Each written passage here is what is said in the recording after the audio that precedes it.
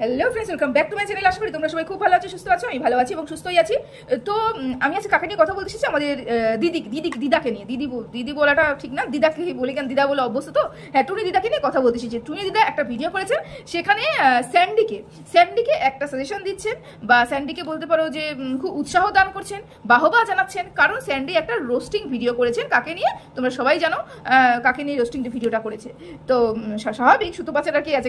স্যান্ডির দুজনকে নিয়ে করেছে, একটা হচ্ছে সুতপা, আরেকজন যে আছে কি জানি নাম, চ্যানেলটার নাম, উনাকে নিয়ে করেছে।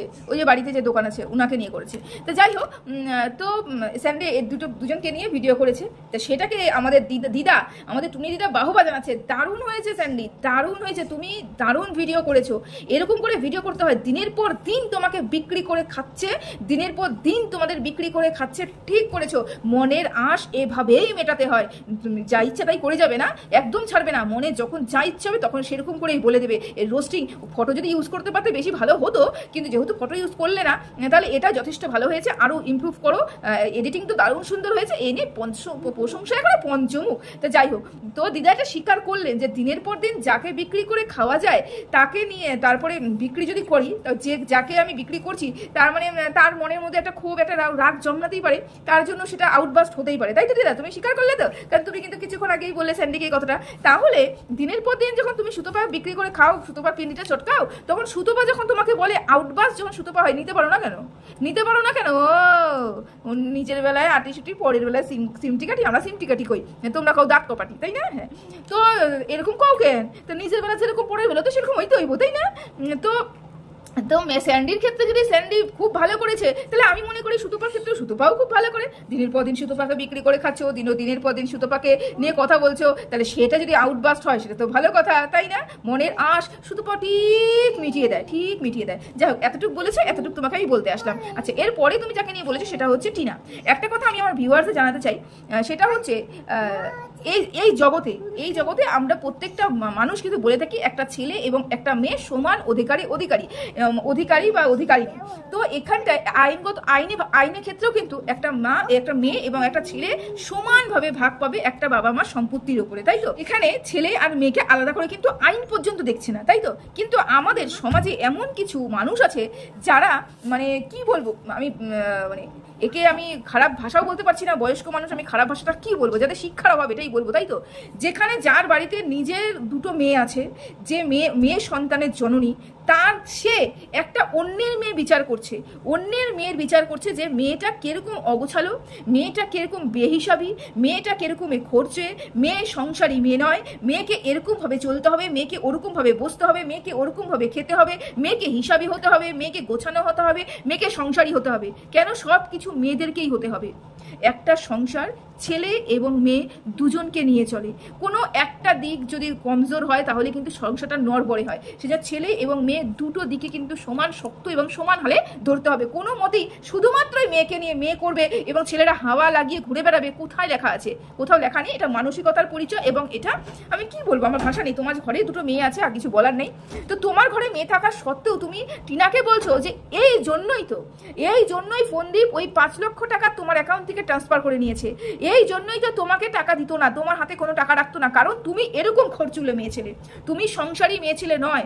আচ্ছা, টিনার বয়সটা কতখানি? আর টিনার বয়স আন্দাজে, টিনার যেই বয়সটা আছে সেখানে স্বাভাবিক আশা আকাঙ্ক্ষা পূর্ণ করারই একটা বয়স। আশা আমার হবে, আকাঙ্ক্ষা আমার হবে, সেই বয়সটা তো আরো বেশি করে হবে, তাই না? আচ্ছা, তুমি মনে করো তোমার এখন বয়স হয়ে গেছে, তোমার ইচ্ছা করবে যে আমার ছোটবেলার যে ইচ্ছেটা ছিল সেটা আমি এখন পূরণ করি? ইচ্ছে কিন্তু করবে না, তোমারও ইচ্ছে করবে না, বা আমাদেরও সেই বয়স হয়ে গেলে ছোটবেলায় যে ইচ্ছেগুলো থাকতো, ইয়ং বয়সে যে ইচ্ছেগুলো থাকতো, সেগুলো পূরণ করার কি ইচ্ছে হবে না? কিন্তু প্রতিটা ক্ষেত্রে ইচ্ছে কিন্তু পরিবর্তন ঘটে। তা টিনার যে বয়সটা, টিনার বয়সে মার্কেটিং করবে, টিনা বিভিন্ন ধরনের খাবার খাবে, টিনা বাইরে ঘুরতে যাবে, একটু আউটিংয়ে যাবে, গল্প গুজব করবে, এই বয়সটাই এটা।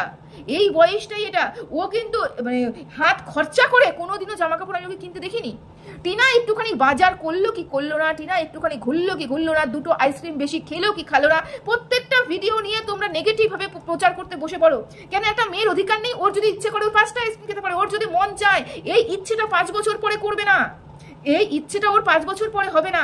ওর যদি ইচ্ছে করে আজকে লাল রঙের শাড়ি পরবো, আমার আজকে এই জিনিসটা পরার ইচ্ছে করছে, ও এখন করতে পারে, কেন এই ইচ্ছেটা ও 10 বছর পরে আর করবে না। ওই বয়সটারই ওর ইচ্ছে।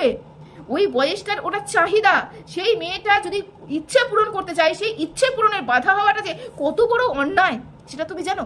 যে ফন্দীপ যে অন্যায়টা করে এসেছে, সেই অন্যায়টাকে তুমি অন্যায় না বলে তুমি কি করছো, তুমি সেটাকে বাহবা জানাচ্ছ যে তুমি ঠিক করেছো, ওকে হাতে টাকা দাওনি, তুমি ঠিক করেছো, তুমি ওর এত মানে সংসারই নয়, এত টাকা তুমি ওর কাছ থেকে নিয়ে নিয়েছো। আমি বলছি সবার আগে টিনাকে টিনার মতন না ভেবে তুমি তোমার মেয়ের মতন ভাবো তো, মেয়ের মতন ভাবো তো, যে আমার মেয়ে যদি এমন একটা জায়গায় বিয়ে হতো যেখানে আমার হাজবেন্ড আমার মেয়ের হাতে একটা টাকা দিত না, আমার মেয়ের এমন একটা জায়গায় বিয়ে হতো যেখানে মেয়ের শাড়ি পরতে ইচ্ছে করছে, চুড়িদার পরতে ইচ্ছা করছে, কুর্তি পরতে ইচ্ছা করছে, সেগুলোতে একটা টাকাও খরচা করতো না, একটা শাড়ি পরতে ইচ্ছে করতো, একটা ভালো মন্দ খাবার খেতে ইচ্ছে করতো, নিজের ইচ্ছাতে নিজে ইনকাম করছে, তবু নিজের ইচ্ছে খরচা করতে পারছে না, নিজে হাতে যদি একটু খরচা করতে না পারতো, যদি খরচা করতে না পারতো, তা তোমার মেয়ের মনে কিরকম হতো, কতটা আঘাত লাগতো?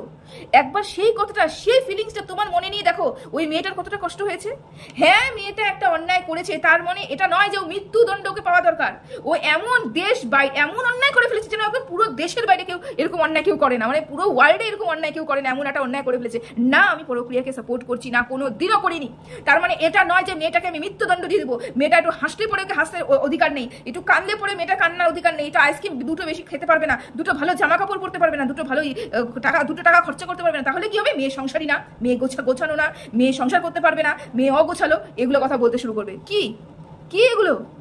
একবার নিজে চিন্তা করে দেখুন, আপনার ঘরেও মেয়ে আছে, আপনি মেয়েটাকে এগুলো করতেন? আপনার যদি একটা ছেলে থাকতো, ছেলের বৌমা আসলে পরে ছেলের বৌমার উপরে এরকম হুকুম চালাতেন?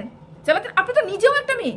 তাহলে একটা মেয়ে যখন এগুলো করছে, আপনারও বোঝা উচিত যে আমিও হয়তো বয়সকালে আমি এমন কিছু পাইনি যেটা পাওয়ার আমার ইচ্ছে ছিল, শখ ছিল, সেই অপূর্ণ জায়গাটা রয়ে যায়নি। এরকম প্রত্যেকটা মানুষের অপূর্ণ জায়গা থাকে। ওই মেয়েটা ইনকাম করছে, ওই মেয়েটার জায়গাটা, যে জায়গাটা ওর মনে হচ্ছে যে না এটা আমার পূরণ করা দরকার, ওই মেয়েটা পূরণ করছে।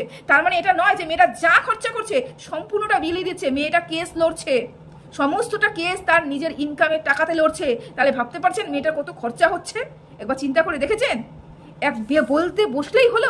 বলতে বসলেই হলো একটা মেয়েকে নিয়ে বলবো তো যা ইচ্ছে তাই বলা যায়। একবার নিজের মধ্যে উপলব্ধি করুন যে কি কি বলা উচিত এবং কি কি বলা উচিত নয়। যাই হোক বন্ধুরা, ভিডিওটা বেশি বড় করলাম না। এরকম ধরনের কথা শুনলে আমার খুব মাথাটা গরম হয়। কারণ ইচ্ছে মানুষের সারা জীবন থাকে না। যেই বয়সে, বাচ্চা বয়সে ইচ্ছা আলাদা থাকে, ইয়ং বয়সে ইচ্ছা আলাদা থাকে, মাঝ বয়সে ইচ্ছা আলাদা থাকে, বুড়ো বয়সে ইচ্ছা আলাদা থাকে। প্রতিটা ইচ্ছে বয়স অনুযায়ী হয়। ওই ছোটবেলার ইচ্ছে এখন আমি করতে পারবো না, বা আমার ইচ্ছে তো হবেই না, বুঝতে পেরেছো? সেটা হচ্ছে ব্যাপার।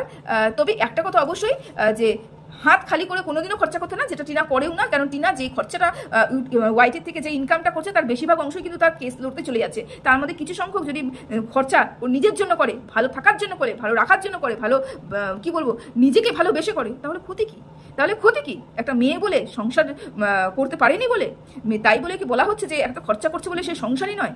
বাহ, কি সুন্দর। তাহলে তো ফন্দীপকে বলা উচিত, ফন্দীপ দিনের পর দিন ঘুরতে বেড়াচ্ছে, সবকিছু করছে, আনন্দ ফুর্তি সবকিছু করছে, তাহলে ও সংসারই নয়? কিন্তু ছেলেকে বলা হবে না, মেয়েদেরকে বলা হবে। সবাই ভালো থেকো, সুস্থ থেকো।